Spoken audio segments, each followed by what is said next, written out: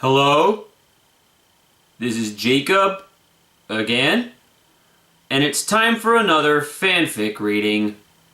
This time, I'm doing a reading of The Crystal War by Draco98.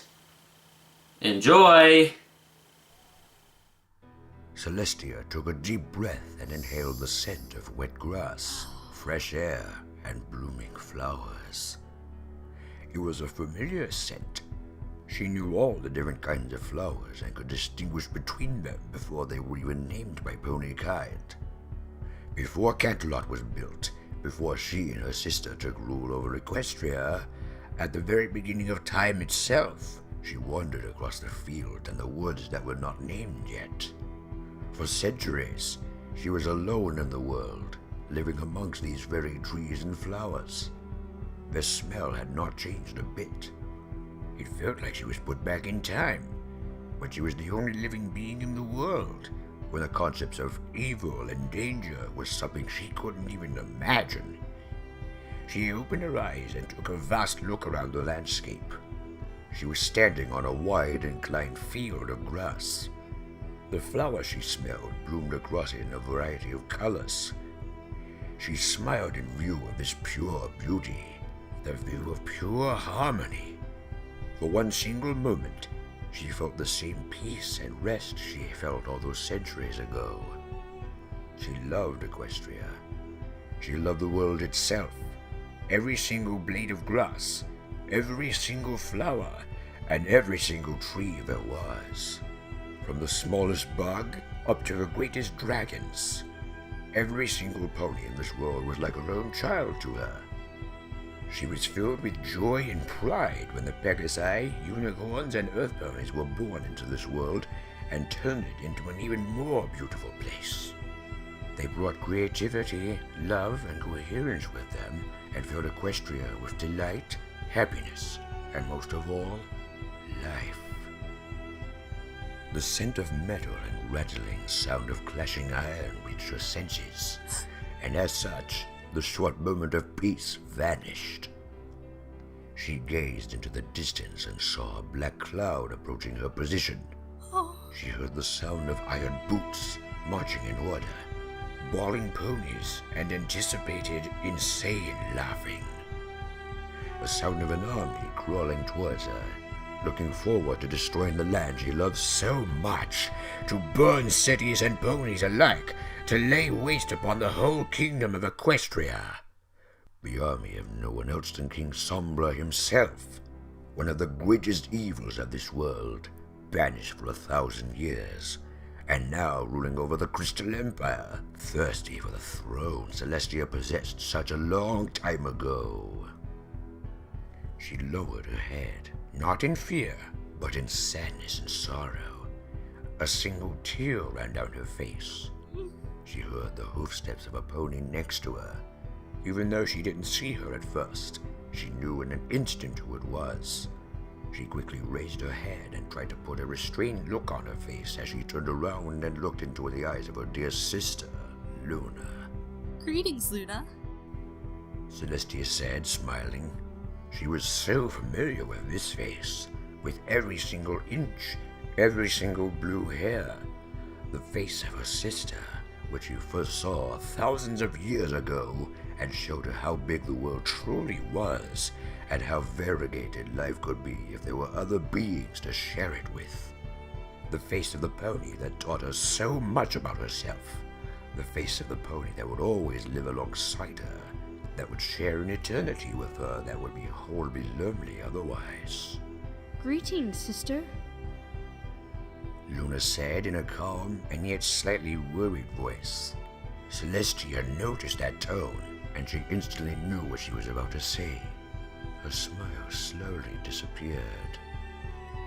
Luna was about to bring up the discussion which they already had several times.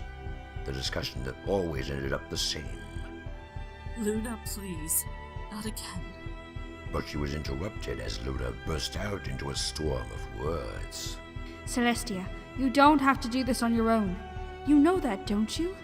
Cadence offered her help, and the army stands ready to march. You can't fight this war on your own. You will... This time, Luna stopped when Celestia raised a hoof. No, Luna. Spare your words. We already had this discussion, and I will not change my mind. I am not going to put any of my subjects in danger. I will not take the risk of them losing their lives or being hurt. Not again. The last two words were nothing but a silent, painful whisper. It wasn't your fault what happened, sister. You couldn't possibly have known what was about to happen. You are not to blame. You didn't mean for any of this to happen. We can help you, Tia. This is why we are here. Celestia smiled as Luna used her nickname. She knew that she only used it to catch her off guard, to appeal to her emotional side.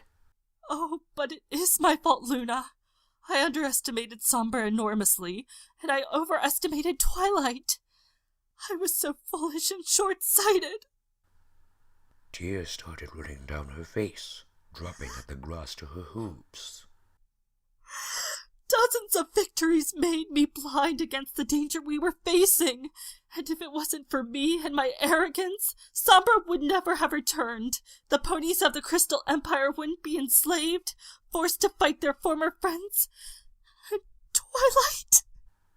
She stopped as she started sobbing. She tried to hold back her tears while memories were flooding her mind. Memories of Twilight Sparkle, her most faithful student, the pony who was, more than any pony else, like a daughter to her. The one that looked up to her, the one she cared for the most, the one she was supposed to protect from any danger. Her energetic and admiring eyes, looking up to her like a goddess. But Celestia wasn't a goddess. If she was, she could have saved her. She could turn back time and still do so.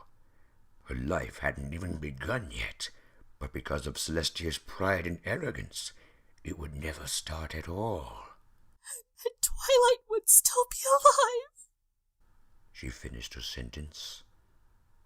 Luna remained silent for a few more seconds. Then she walked up to Celestia and laid a hoof on her shoulder. In thousands of years, you have been imperfect for once. I know how horrible it feels. It is me who tried to force my own will upon Equestria once, as you remember. Even we make mistakes. Our age and our experience doesn't protect us from these flaws. But because of these experiences and our role in this world, it is best for us to learn from our mistakes and make sure that we won't repeat them. Celestia smiled weakly. Her face was wet from tears, and loose sobs cut her sentences. It was... I who taught you that, wasn't it? She said, her voice almost breaking again.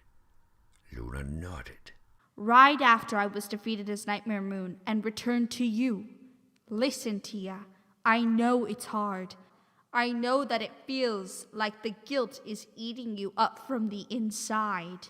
I know that you are currently questioning yourself and that you never want to feel the sense of guilt and self-hatred again.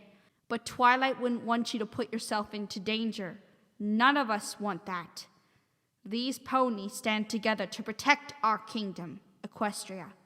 They stand together to protect you, the one who gave this beautiful present to them, to their forefathers, and to countless generations to come. We will fight together, Tia. We will not let you fight alone. Celestia slightly smiled and turned around, looking at the distant black clouds, bringing King Sombra's army with them. Oh, but I have learned from this experience, Luna. I have indeed learned my lesson. She spread her wings and stormed off towards the clouds before her sister could even react. She had learned her lesson. Because of her sightlessness, her arrogance, and her overconfidence, her whole kingdom was put into a war. The kingdom she loved so much, the pony she cared for since they first appeared on Earth. They were put into a great danger just because she did not see her own imperfectness. She thought of Twilight Sparkle, and tears started flowing into her eyes again.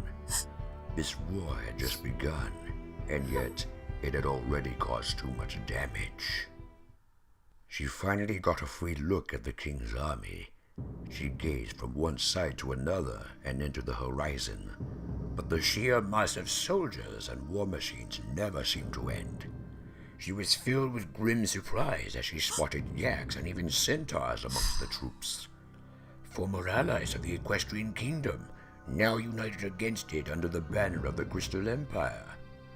The rulers who, as it seemed, only waited their turn to take over, who were just put into their places by Celestia's power and authority, had now found someone powerful enough to lead them.